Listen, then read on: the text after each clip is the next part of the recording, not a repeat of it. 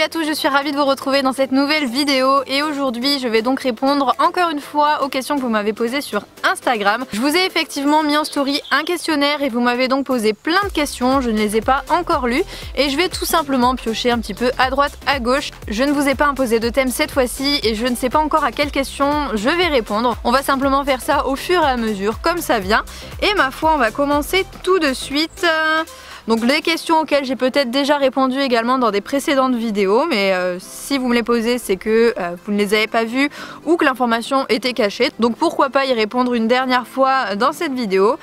Alors la première question qui me vient, c'est Manon qui me la pose et qui me demande poney ou cheval et pourquoi. Alors j'ai toujours préféré les poneys, je sais pas pourquoi, c'est peut-être la nostalgie tout simplement, on a toujours commencé, enfin la grande majorité des cavaliers à poney et je les trouve beaucoup plus mignons qu'un cheval, je sais pas, j'ai un attachement particulier sur les poneys, c'est pour ça que j'ai acheté Ace également, parce que voilà vraiment c'est le petit coup de cœur. Alors oui je suis beaucoup trop grande pour monter sur des poneys, même les grands, les D, je suis clairement mieux à cheval, mais voilà mon coup de cœur va vraiment pour les poneys. Ensuite j'ai une question assez sympa, c'est Eleanor qui me la pose et qui me dit pourquoi tu aimes l'équitation en particulier. Je trouve que c'est une bonne question que je pense qu'on se pose pas forcément quand on fait l'équitation, pourquoi on aime ça.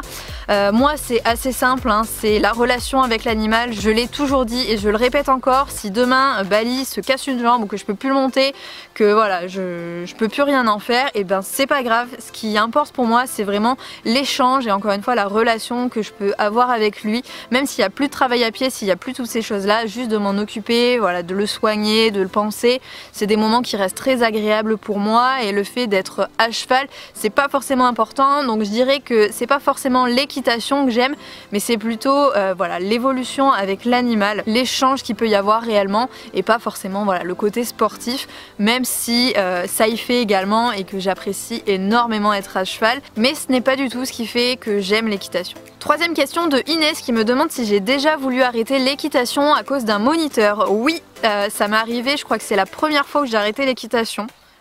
Il me semble, ou peut-être la deuxième fois, enfin dans tous les cas c'était dans mon premier centre équestre, je me souviens très bien, c'était au centre aéré, on avait fait de l'équitation, c'était très rare à l'époque de faire de l'équitation en centre aéré donc j'étais hyper contente d'y aller. Je faisais déjà de l'équitation, hein, clairement je devais être galop 1, galop 2 peut-être, enfin, j'étais toute jeunette, c'était encore dans les années 1900 alors vous imaginez ça remonte. Et à l'occasion de ce petit cours, de cette petite séance qu'on a pu faire avec le centre aéré, je me souviens, il y a une jeune fille, c'était une élève monitrice je pense, qui m'a demandé, qui m'a forcé à faire un exercice, qui m'en sentait capable et qui m'a dit si vas-y, qui m'a poussé pour que je fasse quelque chose. Je ne me souviens absolument plus de l'exercice que c'était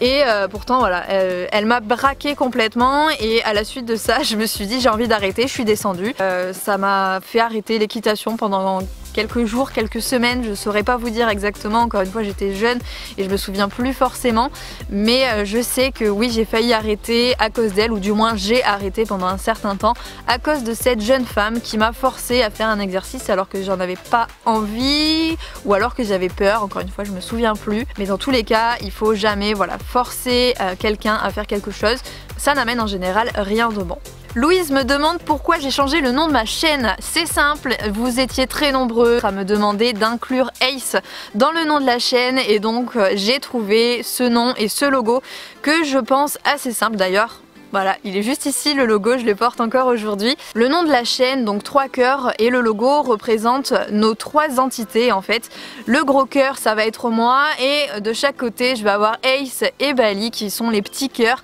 qui sont toujours à côté de moi, voilà, pas très loin et qui font qu'on est un réel trio. Donc maintenant sur la chaîne ce n'est plus juste Bali et Capucine, maintenant voilà on est 3 et Ace a donc été intégré grâce à ce pseudo et à ce logo. Sophie me demande ensuite pourquoi castrer Ace. Vous ne le savez pas encore mais à l'heure où je vous parle Ace se fait castrer dans quelques jours, donc ça y est. Donc voilà, j'ai vraiment pris ma décision, j'en reparlerai avec la vétérinaire au moment venu, mais là on est rentré dans une période où Ace blesse énormément Bali. Je vais vous mettre des photos juste ici pour que vous voyez à quel point ça peut être grave En fait, il a tout simplement blessé Bali à la gorge et ça lui fait des plaies énormes. Il l'a ouvert, il a vraiment retiré des morceaux de chair et donc forcément ça me plaît plus trop ce qui se passe au pré et donc je pense que ça va lui faire le plus grand bien de ne plus être trop stimulé et dirigé, contrôlé par ses hormones. J'ai toujours dit que le jour où ça deviendrait agaçant, énervant pour les autres chevaux, j'arrêterai de le laisser entier pour rien entre guillemets, puisqu'au final je ne lui ferai jamais faire de reproduction. Il est juste là, voilà, parce que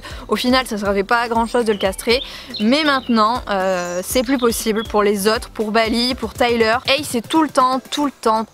en train de les harceler. C'est pas quelque chose que je fais avec un très grand plaisir, hein, croyez-moi, mais là j'ai pas le choix. Enfin si, au final j'ai le choix, c'est soit de le castrer et de lui permettre d'avoir une vie sociale avec les autres chevaux, c'est-à-dire d'être en groupe, d'être au pré, voilà, de vivre sa vie de cheval en gros, soit de le laisser entier et dans ce cas-là je vais tout simplement l'enfermer dans un coin du pré, lui faire un tout petit espace rien que pour lui et il n'aura plus d'interaction physique, il pourra plus jouer avec les autres chevaux, avec Bali ou Tyler. Et clairement pour moi ça c'est juste inadmissible, mais pour moi c'est vraiment le dernier des recours de l'isoler. Pour le bien-être mental d'un cheval, il faut absolument qu'il vive en troupeau. Ce n'est pas possible et admissible encore une fois pour moi de laisser vivre Ace seul à part tout seul. De mon côté je vous fais à tous de très gros bisous et je vous dis à très vite dans une prochaine vidéo. Salut!